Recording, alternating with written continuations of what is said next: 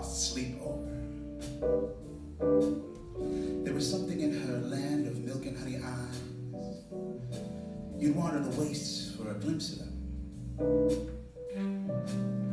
They look past the cut of your suit and the skinny fat embarrassment underneath it to the core of who you are. And worse still, everything you're not.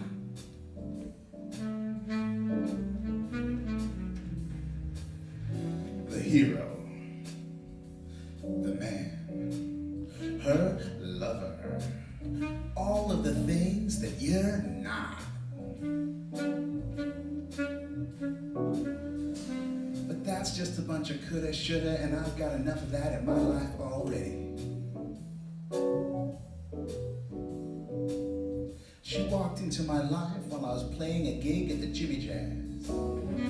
I spent most of my rent on a new 4-string earlier on in the weekend. I was trying hard not to drink the rest away under the string of stage lights hanging too hot, too close to our heads.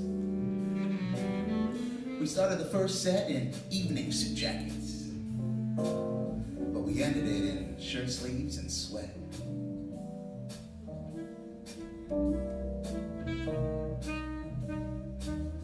She walked in on the arm of some $50 haircut. She was a goddess, an attraction, distraction of the first order.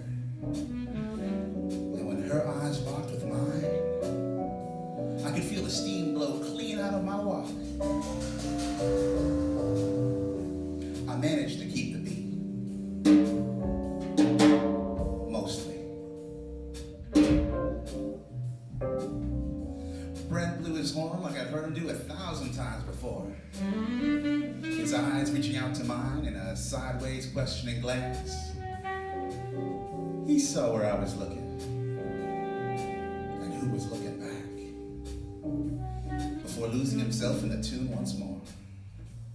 You see, Brent already had a dream waiting for him at home.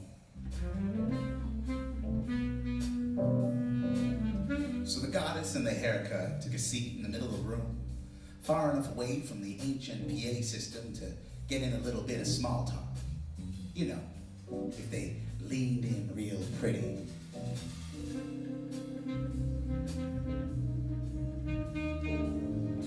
I couldn't hear his whispers, of course, but as she looked into my soul, I knew they were falling on deaf ears. The waitress brought them their drinks, haircut, tossed back a sloppy whiskey. And she, in a secret moment between us, ran a long finger down the stem of her wine glass, sending a shiver up my spine.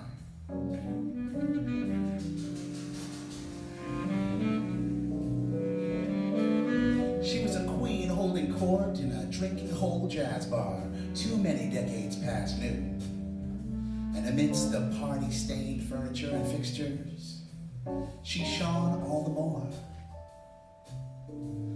I knew I wasn't playing for a paycheck anymore. The notes I was banging out were all for her. The thump of my strings became the thump of my heart, unrequited and wild.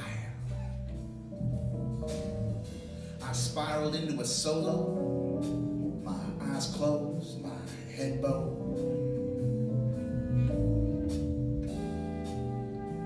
Coming back from my ramble, I locked eyes with Tom, who came on strong, while I took a step back to let his keyboards shine.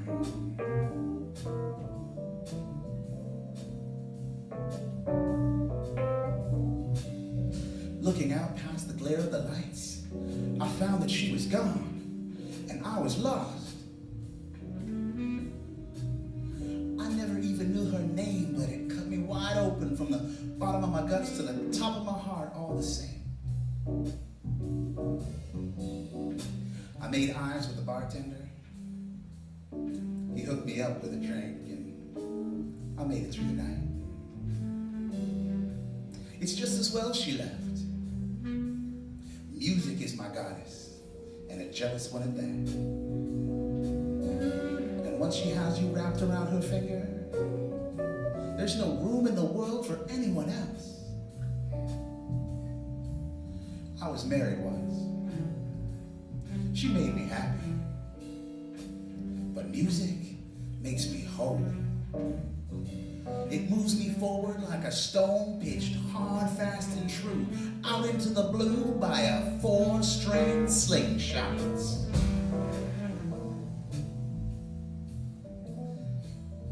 There'll never be a woman who can give me that. Or so I tell myself. When I lie in bed alone